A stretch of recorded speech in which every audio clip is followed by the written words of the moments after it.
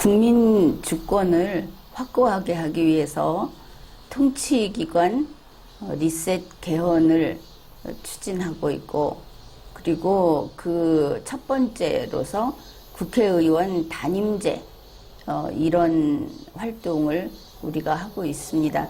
국회의원 단임제를 추진하기 위해서 먼저 우리가 행동으로서 우리의 의사 표현을 하는 그런 활동도 하고 있죠. 바로 국회의원 단임제 티셔츠 펀딩을 하고 있습니다. 이 영상 밑에 소개를 해 놓을 테니까 많이 여러분 가능하면 주위에도 알려서 많이 참가를 해 주십시오. 이런 식의 정치 활동은 굉장히 부담도 없고 또 유쾌하기도 하고 국민의 의사를 세상에 발산하면서 하는 그런 활동이니까 함께 이 활동을 좀 열심히 합시다. 이러한 우리가 개헌 활동을 하고 있는데, 그러면 개헌에서 여러 가지 헌법적인 개념을 알고 있어야 하겠죠. 매번 강조하지만 이 헌법적인 개념이라고 하는 것은 네이버 사전에 나와 있는 그런 것으로는 불충분하다. 여러분이 생활하면서 알 겁니다. 이게 뭐다 하면은 그게 뭐라는 말이 그렇게 표현할 수도 있지.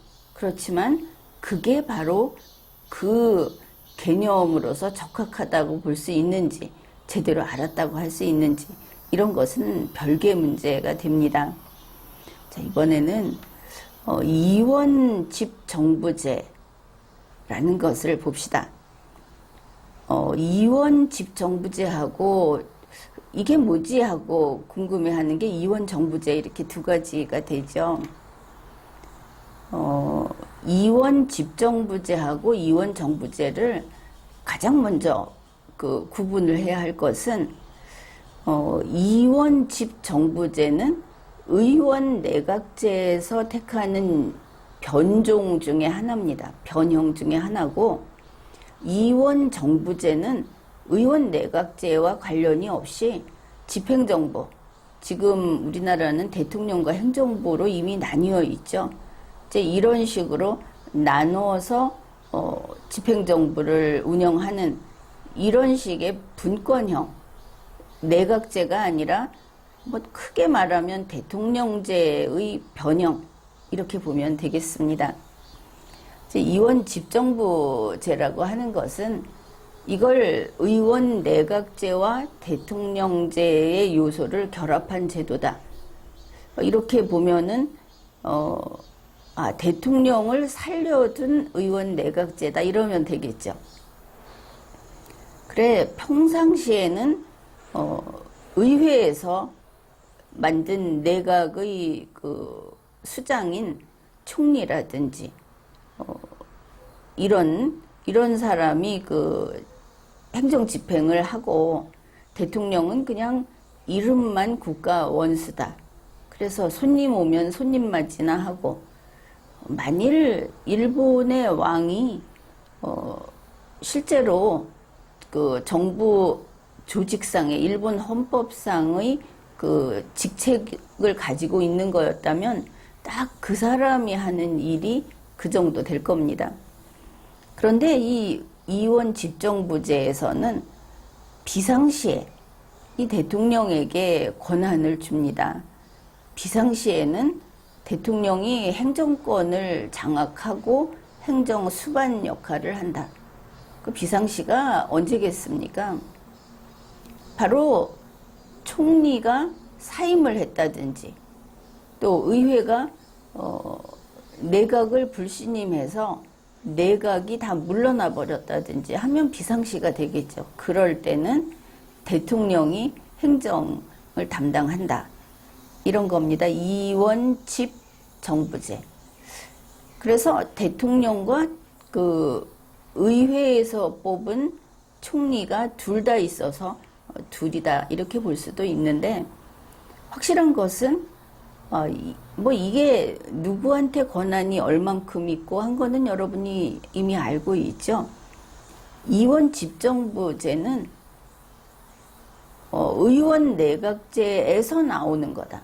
대통령제에서는 나올 수 없는 거다.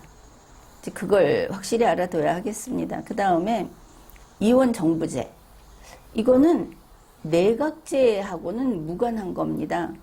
그러니까 그 집행정부에서 그 권한 행사를 어떻게 하느냐. 대통령 1인 밑에 모든 게 들어가느냐. 근데 이것은 굳이 논할 필요가 없는 것이 우리 대한민국 헌법에서는 이미 대통령과 행정부를 구분을 해놨습니다. 그런데 이제 대통령이 독자적으로 영도자 역할을 할 수 있는 것처럼 헌법을 해석하는 것은 틀린 해석이고, 어디까지나 자기가 속해 있는 국무회의면 국무회의, 또 행정부와의 관계에 있어서도 어느 부분은 윗사람으로서 관리를 하지만 나머지 부분은 독자적으로 행정부의 권한을 인정해야 하기 때문에 영도자적으로 또 제왕적 대통령으로서 그 행정 집행을 할 수는 없는 것이죠. 그래서 그런 부분은 법을 세세히 따져보면 다 제거가 돼야 하는 겁니다. 알아서 머리를 숙이고 한편이 돼서 대통령을 모시고 이런 식으로 했기 때문에 헌법을 위반하는 행정 집행을 하게 된 것이죠. 그래, 이원 정부제라는 거는 정부가 둘로 나뉘어 있다 이렇게 보면 되겠죠. 그 행정 집행권 이거를 대통령과 총리에게 나눠주는 거다. 이걸 책임 총리니 분권형이니 이런 이야기를 종종 하는데 이거는 의원 내각제와는 관계가 없는 겁니다.